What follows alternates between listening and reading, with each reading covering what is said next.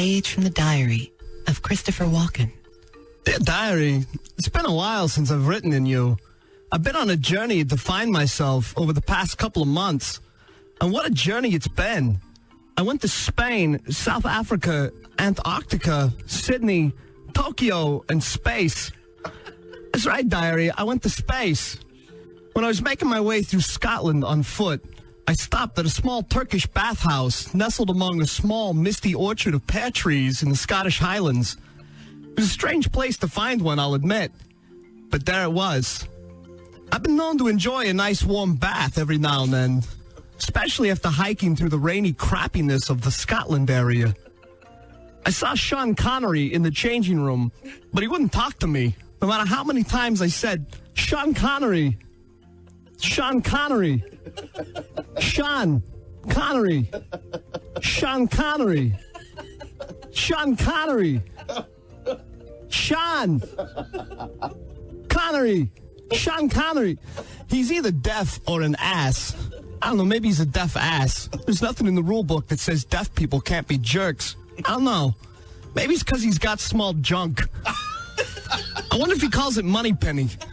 Seems a fitting title for James Bond's tiniest gadget. I wonder if it can take pictures or shoot lasers or turn invisible. That'd be weird. But I digress. I disrobed and grabbed a towel and headed out to the least populated tub. There was only one other guy in it.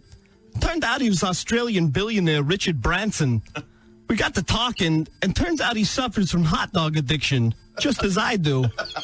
So he offered to be my sponsor, and I agreed. Then he let me in on a little secret trick for our condition. He kicked his habit with bear claws. You know, the pastry. So buttery and delicious. Sure, now I'm addicted to bear claws, but at least they don't carry the same danger of spoiling in my room temperature backpack. If anything, they get warmer and softer and better. Bear claws are the methadone of hot dogs. Who knew? So after 45 minutes of pruning in the tub, Ricky, I call him Ricky, he says to me, "Hey, Chris, ever been to space?" "Yes, one other time," I said, but I may have imagined it.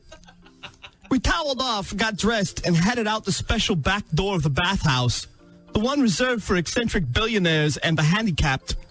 And that door led to a small room with several stylish spacesuits suspended in midair within several glass cases. We each grabbed a suit and put one on. Mine smelled like feet. Ricky pressed a button on the wall, and I could feel the whole room move. I think it was an elevator of some sort. And when the movement stopped, a very small door slid open in the wall. It was only about 3 feet tall and 3 feet wide. I asked Ricky why the door was so tiny, and he responded, "Because one day everyone will be really, really small." He's kind of a weird guy. So I bent down and followed him through the door into a huge underground hangar. There were about 300 people working there, all in lab coats and wearing blonde wigs that looked just like Richard's hair. And that's when I saw it, the craft that would take us into space. It looked exactly like a 200-foot golden kangaroo. I asked Ricky why it was in the shape of a kangaroo, and he replied, "I always hated the term unidentified flying object. Now if someone sees us, they'll be able to identify what they saw. A giant flying golden kangaroo." And with that, we begin to skip towards the space marsupial. Far be it from me to be rude, I skipped along with him. Diary, I haven't skipped in a long time. It's a friggin' blast. So then we climbed into the foot of the kangaroo and took a people-sized pneumatic tube up to the head. It was there that I met the ship's first mate, Steve Irwin, the crocodile hunter. I told him I thought he was dead. Without skipping a beat, he handed me a bear claw, yelled "crikey," and ignited the rocket boosters, sending our identified flying kangaroo spaceward. I'm getting sleepy, Diary. I'll have to tell you the rest later. It was exciting. Did you know there's another planet in our galaxy that is centuries more advanced than us? It's between Neptune and Saturn, and it's called Gary, which is where that name comes from.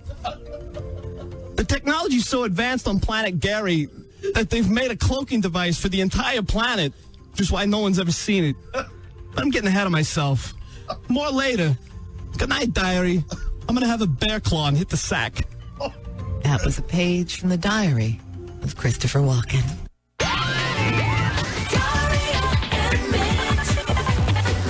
They're laughing at us. Hey, they laughed at Louis Armstrong when he said he was going to go to the moon. 105.1 Breakfast.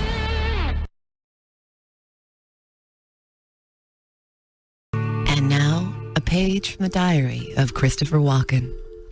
Dear Diary, sorry I haven't written you in a couple of weeks. I was getting sleepy during my last entry, so stopped to take a nap that lasted 2 weeks. I just woke up. My gas has been turned off. The whole right side of my body is asleep. My one dog ate my other dog, and I had so many emails. So when we left off, I had just taken off into space inside a giant 200-foot tall golden kangaroo rocket ship owned by Australian billionaire Richard Branson and piloted by a crazy, thought-to-be-dead, but apparently still alive animal tormentor Steve the Crocodile Hunter Irwin. From a secret underground hangar buried deep beneath a small Turkish bathhouse hidden amongst a misty pear orchard atop a mountain in the Scottish Highlands. Well, about the time we passed through the atmosphere and gravity loosened its hold on everything in the cockpit, I thought it might be time for some answers. Hey, Richard, where are we going? I asked. Turns out we were headed for the tiny planet Gary, which is nestled between Jupiter and Neptune. Wait a minute, Richard, I said. Isn't Saturn and Uranus between Jupiter and Neptune? Turns out the planet Gary is also there, but hidden by a highly advanced cloaking system made up of billions of tiny little mirrors that reflect back the emptiness of space at the observer, creating the illusion of invisibility. It's like a giant disco ball. In fact, if you shine a flashlight at it, it'll create the appearance of a billion new stars against the walls of the universe. They also have volcano-sized rocket boosters all around the planet that they use to maneuver their world out of the way of the oncoming orbiting planets like Jupiter and Uranus. The whole planet careens around the orbiting area like the spaceship in a giant intergalactic real-life version of the classic arcade game Asteroids. Once I wrapped my mind around that, I turned my attention to our pilot, Steve Irwin. Hey, Steve, I exclaimed, how come you're not dead? In response, he just yelled crikey and started playing Billy Joel's We Didn't Start the Fire on the ship's sound system on a loop.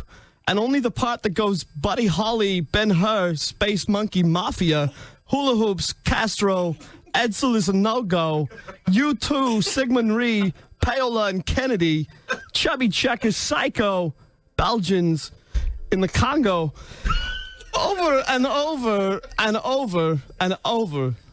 So I asked Richard Branson why the Crocodile Hunter wasn't dead. He told me he has many so-called dead celebrities in his employ, and that they did all actually die, but he bought their corpses from their families and reanimated them with advanced technologies from the planet Gary. Basically, they keep the muscles and skin, but everything else is sold to hot dog companies. It's all replaced by robot parts. Did you see my Sean Connery back at the bathhouse, he asked. Apparently, Sean Connery died after his last film, The League of Extraordinary Gentlemen, in 2003. Apparently, you can actually die of embarrassment. That explains my illness after the premiere of that horrible Stepford Wives remake that I made a few years back. Or I guess it could have been because of my traditional opening night hot dog binge, especially now that I know that hot dogs is people. Oh. It's people. But I digress. Richard went on to explain that his undead celebrity robot zombies are super strong, but somewhat stupid. They simply do what they're told, yet are unable to answer questions. I asked whom else he had in his collection. The list was far too long to write here, but suffice to say, if I had $1 billion, I might opt to have Johnny Carson as my butler as well. How fun would that be? Ayo. I asked if I could put a hold on Peter O'Toole. I bet he'd make a great cyborg drinking buddy for my old pal, Robert Loggia. Come to think of it, maybe I could put a hold on Bobby himself. Then I could just set him outside my house to scare the kids at Halloween.